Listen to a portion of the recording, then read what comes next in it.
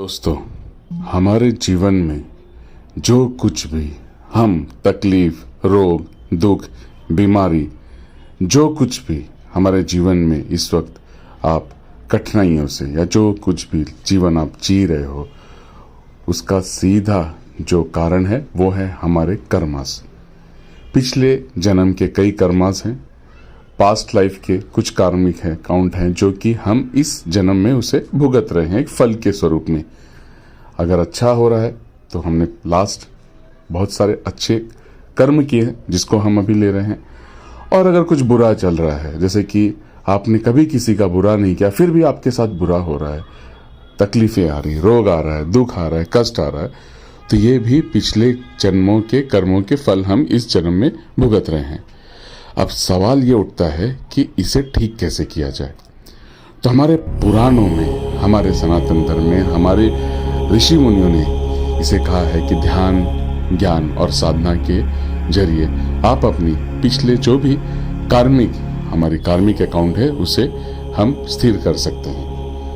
और सप्त ध्यान क्रिया एक ऐसी प्रोसेस है जहां पे कि हम इस प्रोसेस के दौरान एक मुद्राओं के द्वारा, मंत्रों के द्वारा और हीलिंग के द्वारा हम इसे अपने जो पास्ट हमारे ब्लॉक्ड कर्मास हैं, जो हमारी इमोशंस ब्लॉक्ड हैं, जिसे कि हमने इस जन्म में भी उसे एक कष्ट के रूप में, रोग के और बीमारियों के रूप में या और भी तकलीफों के रूप में हम इसे यहाँ भुगत रहे हैं, उसे हम यहाँ हील करते हैं। उसे हम ध्यान, ज्ञान के साथ, मुद्राओं के साथ, मंत्रों के द्वारा उसे पूरी तरह से हील करते हुए उससे बाहर आते हैं। ये एक ऐसा प्रोसेस है, कार्मिक हीलिंग प्रोसेस, जहाँ पे कि एक हीलिंग थेरेपी है, कार्मिक हीलिंग थेरेपी, जिसके हमारे इमोशंस, हमारी भावनाएं पास्ट लाइफ के भी चक्राओं में जो स्टोर है, वहाँ पे हम इसे पूरी तरह से हील होकर उससे बाहर आते हैं। सप्त ध्यान एक ऐसा प्रोसेस है जहाँ पे 7 चक्रों को तो ऊर्जा से भरपूर किया ही जाता है, लेकिन हमारे जो कार्मिक अकाउंट है उसको भी हम पूरी तरह से नलिफाई करते हुए आगे की ओर बढ़ते हैं। और ये सिर्फ स्पिरिचुअल साइंस ही नहीं है, मेडिकल साइंस भी आज इसे मान रहा है कि अगर आप मेडिटेशन के द्वारा अपनी बहुत सारी चीजों को आप पूरी तरह से बैलेंस कर सकते हो। आइए इसे ठीक से समझते हैं। तो ये जो 5 दिन थे, ये जीवन में जो चेंजेस आए ना वो अनबिलीवेबल है। मतलब एक एक क्रिया, एक एक मुद्रा, एक एक सांसों का रिदम, और जिस तरीके से आपने इस कोर्स को फ्यूजन किया है ना, वो आपको स्पिरिचुअलिटी के हाई लेवल पे लेके जाता है, आपको शून्य पे लेके जाता है। इसके लिए मैं हमेशा आपका आभारी रहूंगा।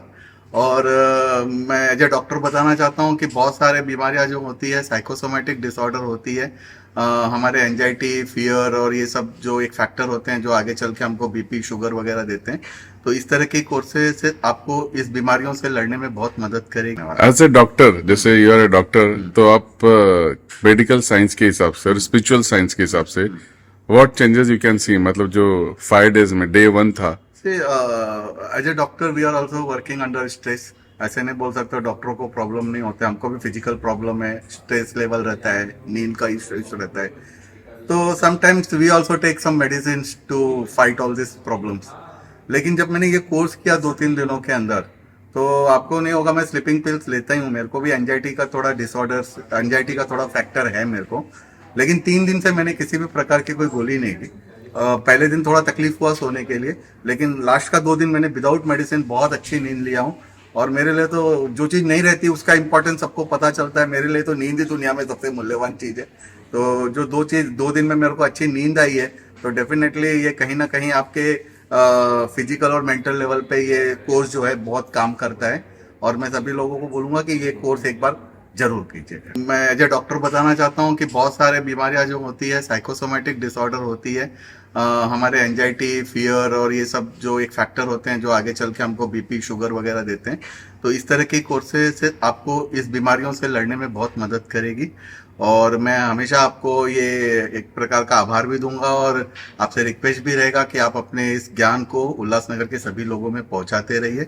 और सभी लोगों से रिक्वेस्ट भी रहूंगा कि कृपया एक बार एक वर्कशॉप जरूर अटेंड कीजिए। मैं बोल रहा हूँ इसके लिए मत कीजिए, मेरे बोलने से शायद नहीं होगा, लेकिन जब आप खुद आके एक बार फील करेंगे तो आपको पता चलेगा कि ये क्या ज्ञान का अमृत है और एक कितना सुंदर चीज है। तो once again I am very thankful to you.